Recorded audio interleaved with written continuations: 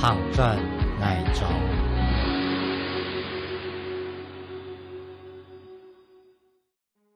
前赛是爱豆古乐角，从西片以东到东片，一条索的爬过山壁，开出龙潭三行太溪路嘅身份。苏东去精神结束，爱豆脚上干草娘花随风飞，爱豆树木停托秋冬。拓放下一个落脚春夏，有一条船的爬过水寨，开幕探索百年老式西路，也装置西路路西唔是强，后上年树菩萨谷，脚踏硬崖，一路全新北线牵起爱到北下，爱到南下。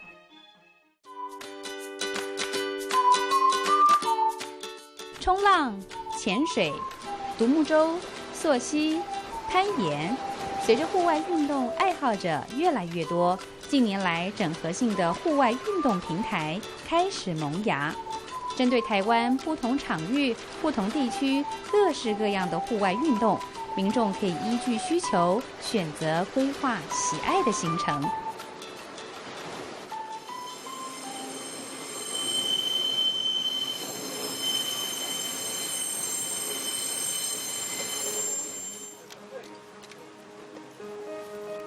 梁兴顺年轻时就热爱户外运动，目前正跟着其他伙伴一同经营户外运动平台。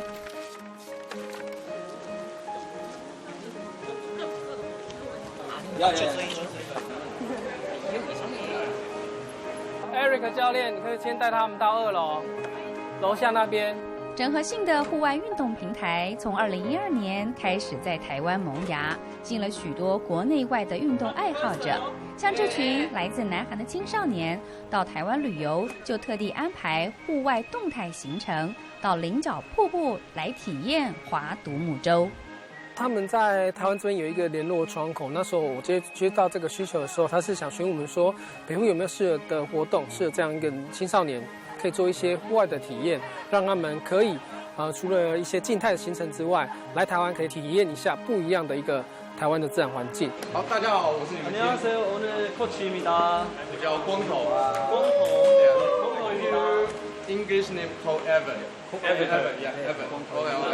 好，那等一下我们会教上课分2个部分。上课分2个。가르치면 2분 있어요。第一个教你们。我第一个想法就是想带他们到菱角瀑布这边去进行一个独木舟活动。这活动可以让他们在体验这样一个不同的属于这边在地的一些自然景观之余，他们有机会去来这个比较宁静的小聚落来走走，让他们看一下不一样的台湾的一个在地的风貌。户外运动与一般旅游的活动不同，必须有适合的装备，也特别重视体验过程的安全性。除了穿戴头盔、救生衣外，更要了解装备的使用方式。물에다가由前往后拉。앞에서 뒤로 하는 거예요. 앞에서 뒤로 하는 거예요. 然后不断的左右。Left right left right. 重的记得要做后面。轻的做前面。 뒤에 앉아주세요. 예. 앞에 앉으면은 어떻게 되었어요? 行前教育相当重要，可以让参与的朋友在面临不同的突发状况时，懂得冷静面对。翻到水里不要太紧张，你的救生衣会把你拉起来。 이거 뭐지 협옷이 있어서 그래서 끝까지 안 들어가요. 我一个人游到船的中间。 한 명은 중간에 배 중간에. OK， 然后爬上船，爬上船的那一瞬间踢蛙脚。 위에서 이렇게 해야 돼요. 基本上户外活动的话，我们不管在登山健行、潜水、独木舟，或是立桨 SUP 的部分，这几个都算是这几年其实台湾很多的客人来我们这边做体验的项目。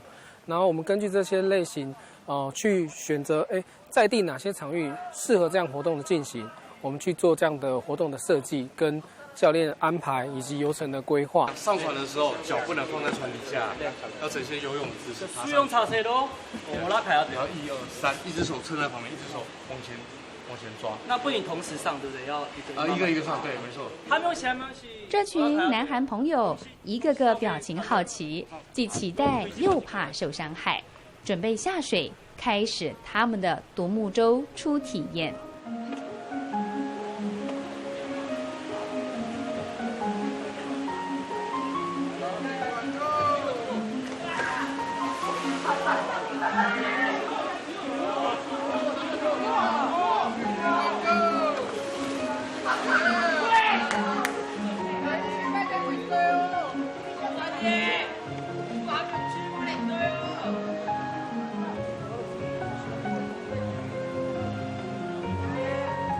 提到平溪，大部分人第一个联想不外乎是十分瀑布、放天灯，或是老街以独木舟走水路，用不同的角度看平溪小镇，你会发现独特的自然景观与历史痕迹。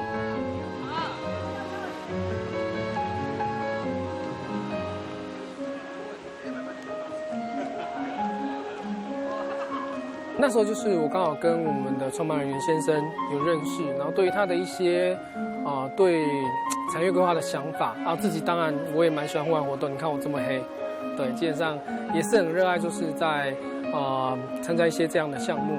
那跟他聊的过程中，我们发现，其实这是一个可以去投入的一个市场，觉得这是有它的前瞻性。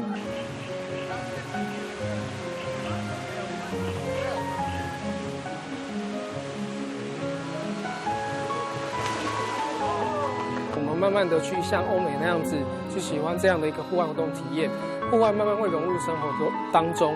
像你可以看到的，现在越来越多露营的人口，越来越多从家长带亲子一起参与之后，这是一个家庭的一个活动。那孩子从小他就开始去参与这样户外活动的露营，那自然而然他对于接触户外他是不会觉得陌生的，他想要去尝试。好玩，我本来以为很可怕，但其实不会。不会可怕。那你怎么知道这边有这个活动？我们是网络上查的，我们两个刚好来玩。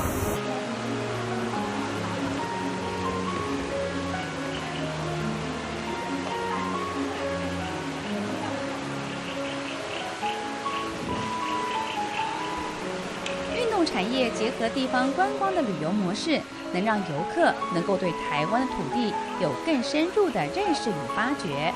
这也是袁华敏当初创立台湾第一家户外运动平台的初衷。我以前都在两岸三地来往，然后刚好有一天我们老板突然跟我说，袁华敏你以后要在常驻大陆上海的部分，那开始就会去思考说我的生活。那因为主要父母也比较年迈了，然后我又非常热爱户外运动，像潜水啊、登山各方面的活动。那开始就思考说未来的生活要怎么样的形式去呈现。要离乡背景有更多收入，还是回到故乡，依照自己兴趣打拼新的事业？生活形态的选择，就像对自己生命的独白对话。袁华敏最后决定选择了后者。他也希望自己的选择能够让户外运动产业的资讯透明，让广大热爱户外运动的民众能有更安全、更有保障的体验。张之细路上面，它的里面有几条比较经典的路线，像水在下古道，然后还有一条叫做明凤古道。我看一下大概3公里，全长大概需要2个小时。而除了户外运动外，袁华敏和梁信顺近年来也致力推广结合户外运动与文化体验的活动，像是张之细路，就是同时可以登山健行，又能看见地方故事的行程。那散客的部分的话，需要先去思考说我们要先去打哪一块。那我觉得这个非常适合，就是现在的一些周末啊，亲子他可以选择户外的一个选项之一，因为现在大家都喜欢周末假日带小朋友出去玩，那它整个健行的难度跟时间又不是那么高。我觉得已开发的国家，像美国或者是加拿大，他们其实在从很小的时候就会很亲近自然，然后在户外环境透过一些冒险的一些挑战，然后去培养自己的一些能力，然后去面对一些困难，然后怎么样去克服，然后怎么样去反思。先要去找一下，就是头屋和斯坦这边有没有这种体验类型的吃的部分，或者是像客家的一些花布的一个体验啊，或者是做花布啊，或者是做什么样的一些客家文艺上面的体验。当我体力我已经透支了，然后我要怎么样用什么样的心态去面对？那其实它是反射在你的生活的一个不管你在生活的态度上面，或者是在你的工作的环境上面，其实都是可以做相对应的投射的。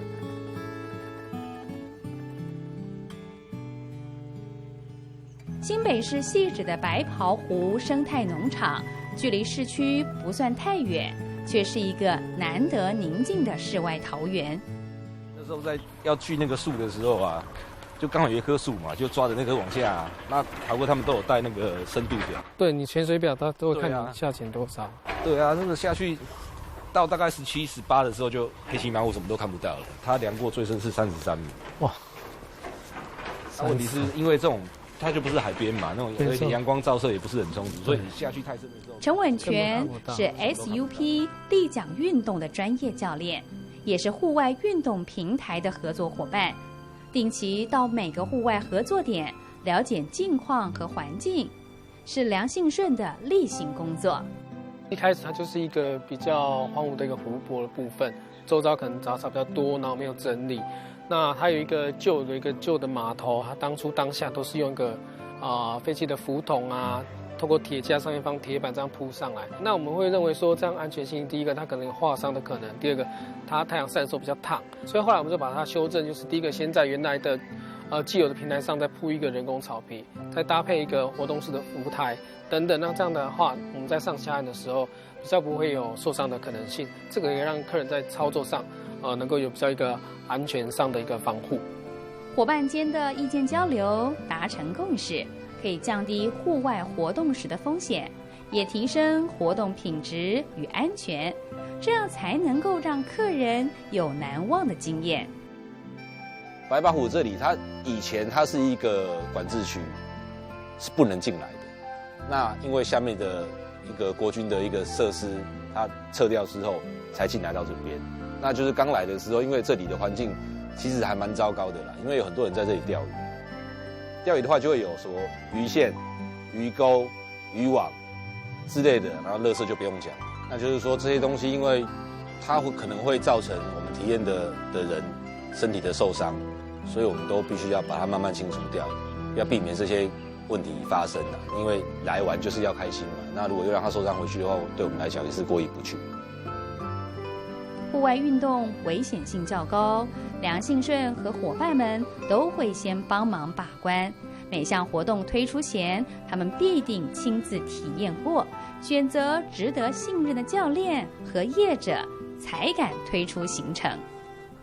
板子我们有分充气板跟硬板，那你们现在看到这个是硬板。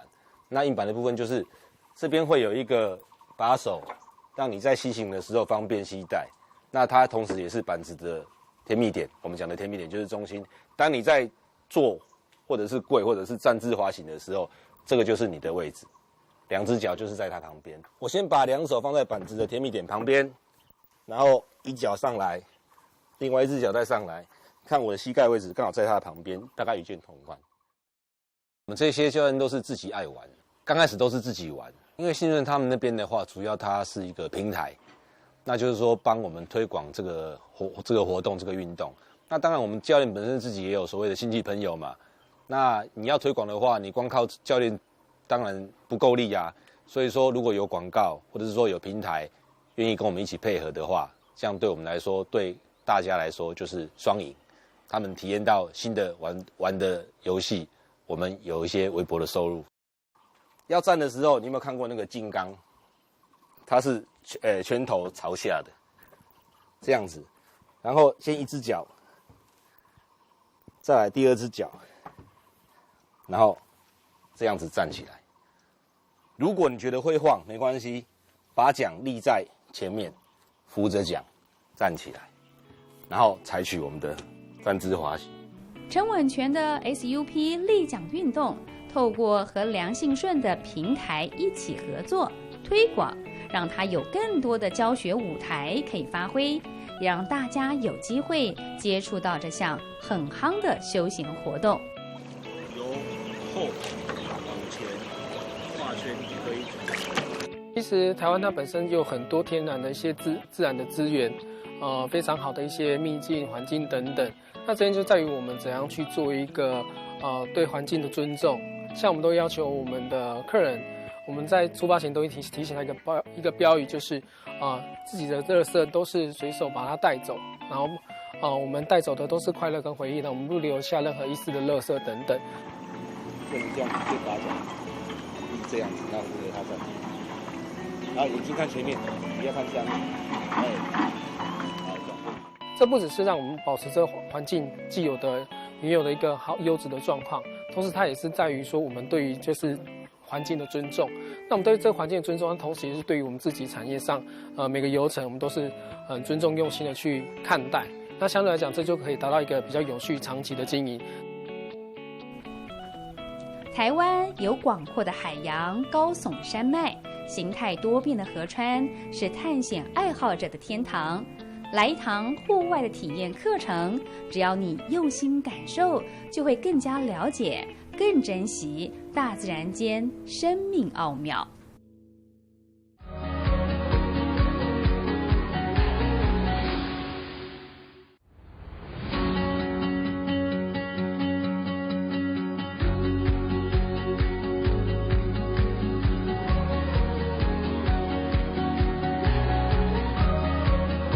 航转爱州。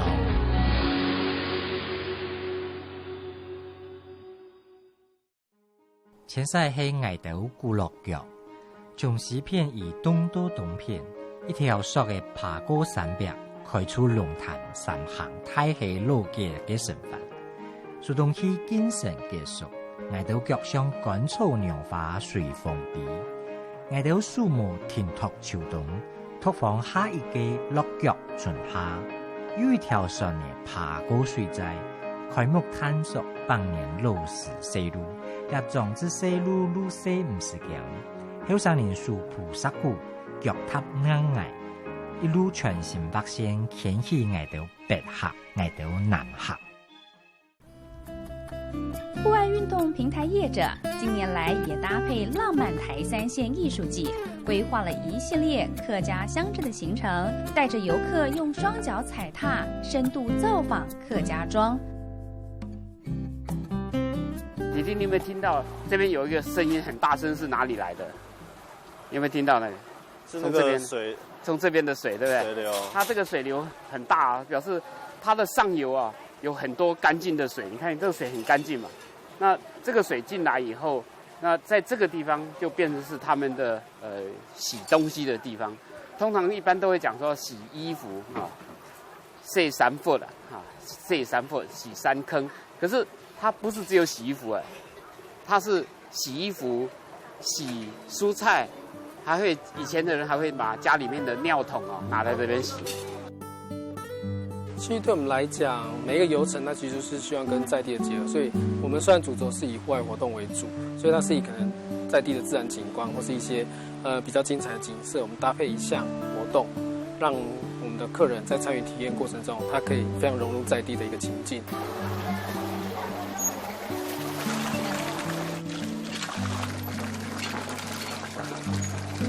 不见得每一个村庄或是聚落，它是有很棒的天然景观，但是它反而会有一个比较深层，或是说很适合人家去进一步的去发掘的一个文化的特色。客家米食，这个是真的是只有客家庄才比较会有的东西，所以它有一个名称叫菜包。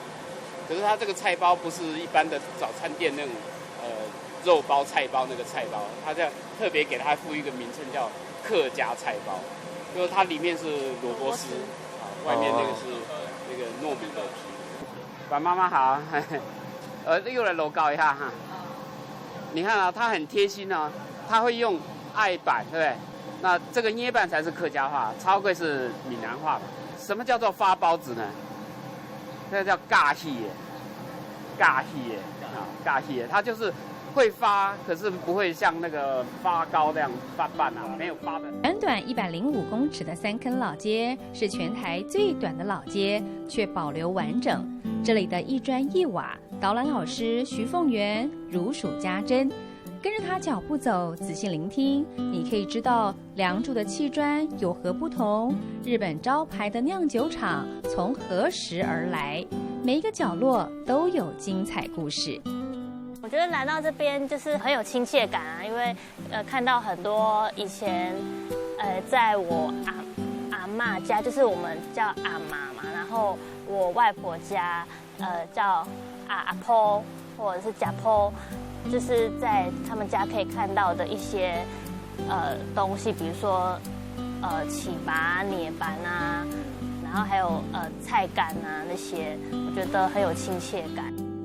江夏堂它代表是姓黄的人，姓黄的这一家族的人啊，当初他的祖先从中国大陆来的时候，他是从江夏这个地方移到台湾来的。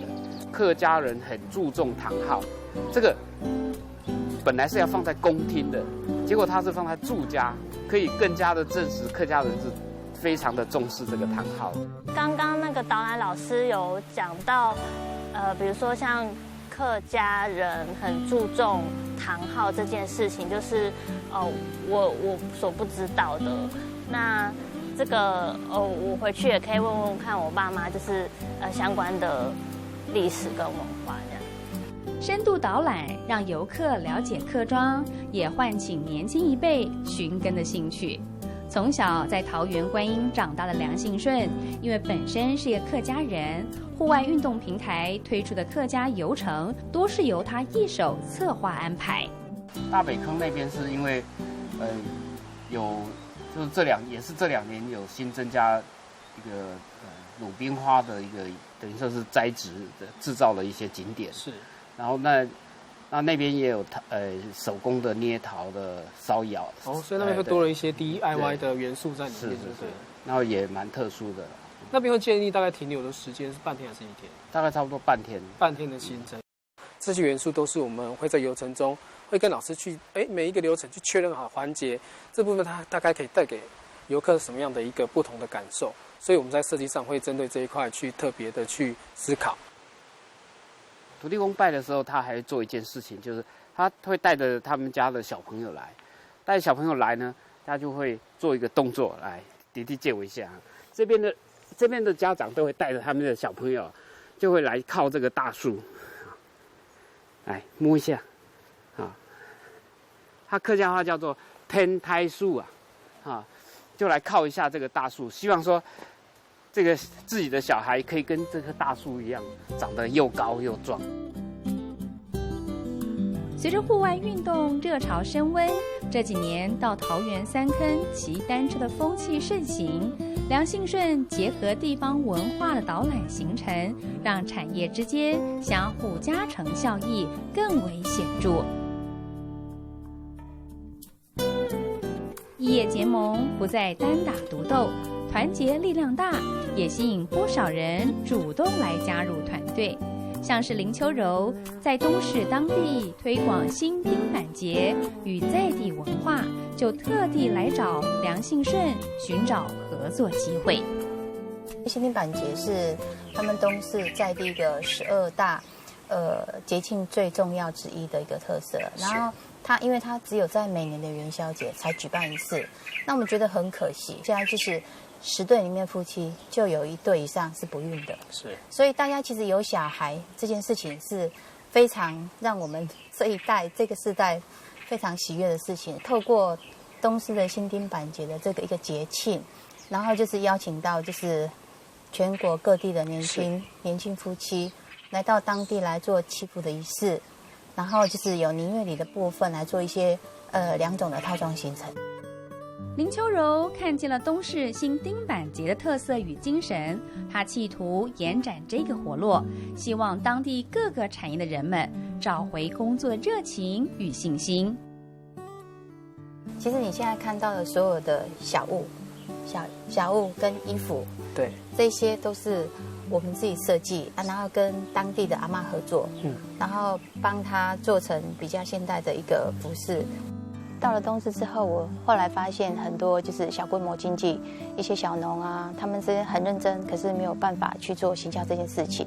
所以呢，我们也希望就是能够在地方上多一些力，就是帮他们做一些简单的行程规划，然后能够促进地方上的经济繁荣。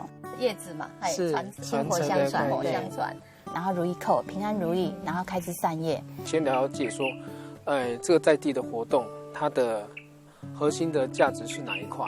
那一块部分我们会留着，然后再跟老师去讨论什么部分该留下来，什么部分我们会把它做个修正。耐心倾听每个伙伴的想法，梁信顺在给予时间、交通、内容上的建议。因为每一个地方特色不同，背景不同，想要推广旅游行程，需要时间沟通与经验的累积，才能规划出具有在地特色的游程。所以是因为他这边觉得种的土质比较好吗？还是这个我就不清楚。可是我们大家都是会互相帮忙，比如说他现在草莓季啊，对，我们有活动啊，或是其他我们那个协会的会员有活动，都会带你到他那边去。所以大家合作，我觉得其实这样是很好的方式，因为其实就是要大家互相结合，团结力量大，而且这样它的内容会更加丰富。其实我们也有跟好几组的木作老师都有合作跟联络，但唯独这个点，我来到这边其实会觉得非常的舒服放松。这个会比我想要带可能给一般的游客或我们的客人，他再去做游程安排的时候，只是逛逛大溪的老街，因为我觉得这个部分可能一般游客他可以自己去完成这件事情，可是能不能深入在地了解大溪这个地方，我觉得透过这样一个社区的彼此的互相的结合，我觉得那个力量同时会他的在地的人情会我觉得非常的浓厚。那这是我一来到这一个场域的时候，跟陈老师他们在谈合作啊，或者说谈一些他们的想法的时候，我发现这深深吸引着我。面临产业没落、社区人口凋零，陈百合跟桃园大溪镇当地很多老人家一样，希望年轻人返乡，只是返乡需要有足够的诱因，所以他决定从自己做起。我带你去看一下我们小农的一些商品。好的。像这个的话是2年前我们跟智商高中的农销科的合作，他们的邓老师是带着小孩子整个去体验怎么养蜂，然后做出来的蜂蜜。我们的木作的产业其实它有面临到另外一些冲击，订单量可能已经在下降很多了。那我们要怎么样子的再去生存？因为已经答应上一代说我们要传承下来。像左手边这个猪圈是我们今年度一个新的构思，那日后会在这边做一个香草的主题餐厅。我们现在还在整理，是里面的构造还在准备当中。那后来就在想说，我们居住在这个地方，我们的特色是什么？那我们不像我们大溪老街上，因为它是店面，那游客一定会比较多。那后来就是经过这些思索，跟我先生一些商量之后，我们就慢慢的来想一些新的多元的方式，所以我们开始就有对外开放去做 DIY 的教学。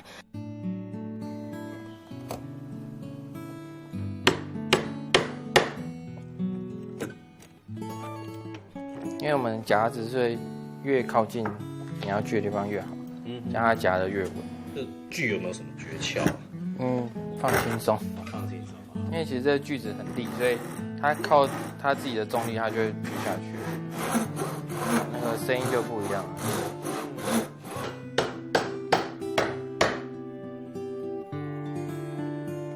为什么大溪这边这么多？因为以前其实大溪山上算一个木材的产地，然后他们运下来第一个就是到大溪，主要是神桌嘛，还有太师椅这些产业。那现在其实已经没落了。以前据说大溪有100多间家具厂，100，对，那现在应该剩20-30间。木木工产业的体验游程，不只是增加了木工方的收入，也是让体验者和想入行的年轻师傅们能够有机会更了解产业背后的发展轨迹。师傅，我们终于完成了。对，就是豆腐模。豆腐模。对，这样子就可以回家自己做豆腐。那就算不做豆腐，这其实还可以当一个小小的置物盒，这样可以放东西。谢谢你，谢谢你今天的指导。